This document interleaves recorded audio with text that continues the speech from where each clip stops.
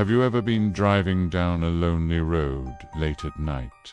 The kind of road where the trees lean in and blot out the stars. Have you ever seen a faint, colorful glow on the horizon? Heard the distant, tinny sound of music, where there should only be silence? If you have, you might have been close to it. The carnival that isn't on any map. The one that only appears when the clock strikes 12. They call it the Midnight Carnival. Imagine this. One moment, you're passing an empty field you've driven by 100 times. Pill. The next, a sprawling carnival has materialized out of thin air. A wrought iron gate, twisted into shapes of grinning jesters, stands open, inviting you in. Towering over it all is a Ferris wheel. Its lights not bright and cheerful, but dim and pulsating, like a slowly beating heart. The colors are stranger, sickly green, a deep blood red, a ghostly blue. It's beautiful and terrifying all at once. This isn't your local county fair. There are no flyers, no ads, no mentions of it on the town's website. If you try to look it up, you'll find nothing. Police departments, city archives it's like it never existed. And in a way, it doesn't. By the time the first rays of dawn touch the horizon, it's gone. The field is empty again, maybe with a patch of trampled grass and a faint, lingering smell of popcorn and something else, something coppery and sweet. Those who have been brave enough or foolish enough to step through those gates talk about the feeling that washes over them. It's a wave of pure, unadulterated joy, a childlike giddiness you thought you'd lost forever. The air buzzes with energy, thick and electric. But underneath that euphoria, a cold dread begins to creep in. A persistent, nagging feeling that something is fundamentally wrong. Your heart is racing with excitement, but your survival instincts are screaming at you to run. The first thing you'll notice is the music. It's classic calliope music, the kind that should sound happy and nostalgic. But here, it's different. It seems to come from everywhere and nowhere at once. You can walk right up to the beautiful, ornate carousel, with its painted horses frozen mid-gallop, and see no organ, no speakers. Yet the music continues, a phantom melody winding through the air, its tune just slightly off-key, enough to set your teeth on edge. It plays on a loop, a maddeningly cheerful tune that seems to mock the silence of the night. Drawn in by the allure of easy prizes, you might try one of the game stalls. They line the midway, manned by figures who stand unnervingly still. There's the ring toss, the balloon darts, the test your strength machine. You throw a ring, and without even trying, it lands perfectly around the neck of a glass bottle. You throw a dart, and it finds the center of a balloon with a loud pop. You swing the hammer, and the bell at the top rings out loud and clear. First try, every time. You win a prizer stuffed animal with button eyes that seem to follow you, or a cheap plastic trophy that feels colder than it should. You feel like the luckiest person alive, but a small voice in your head wonders, what's the catch? Nothing is ever this easy. Then you wander into the funhouse.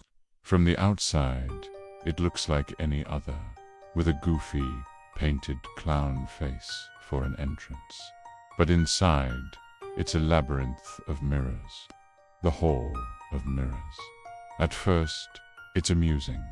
You see your reflection stretched and squashed into comical shapes. But as you go deeper, the reflections become distorted in a more sinister way. Your smile in the mirror looks more like a pained grimace. Your eyes seem hollow and dark. In one mirror, you might see a version of yourself that's older, withered, and weeping silently. In another, your reflection doesn't move when you do. Just for a split second, its head cocked at an unnatural angle. It's in these moments that the joy evaporates, replaced by sheer panic. You scramble to find the exit, the sound of the phantom music now seeming to chase you. Its happy tune, a terrifying soundtrack to your escape from your own twisted image. As you stumble back out onto the midway, heart pounding, you start to pay closer attention to the staff. The ticket taker who never looked up from his booth. The game attendants who handed you your prize without a word. The figure operating the Ferris wheel. You realize you haven't heard a single one of them speak. They communicate with slow, deliberate gestures, and then you see it. They don't blink. Their eyes, wide and unblinking, are fixed on some distant point, their faces smooth and expressionless, like porcelain dolls. If you get too close, you might notice their movements are just a little too fluid, a little too graceful, as if they're puppets being controlled by an unseen master. They smile, but the smiles never reach their vacant eyes. Who are they? Or more accurately, what are they?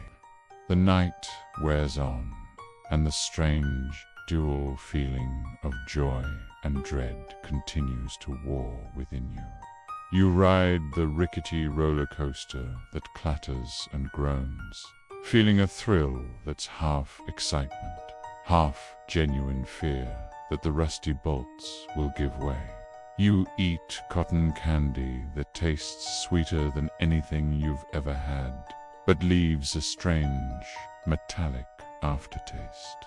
Every moment is a paradox, a perfect blend of dream and nightmare.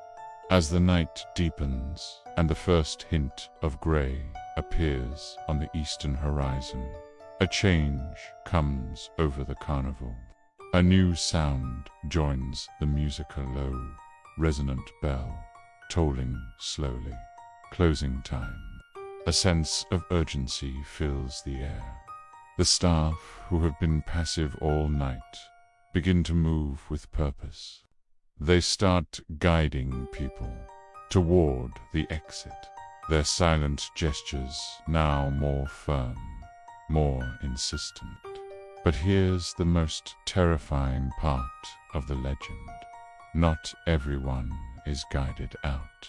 Some visitors, the ones who laughed the loudest, who played the most games, who rode the Ferris wheel one too many times, are guided in the other direction. They're led away from the gate, deeper into the heart of the carnival, towards the shadows behind the main attractions. They don't seem to struggle. Their faces are blank, their eyes wide with that same ecstatic, empty joy you saw in the staff.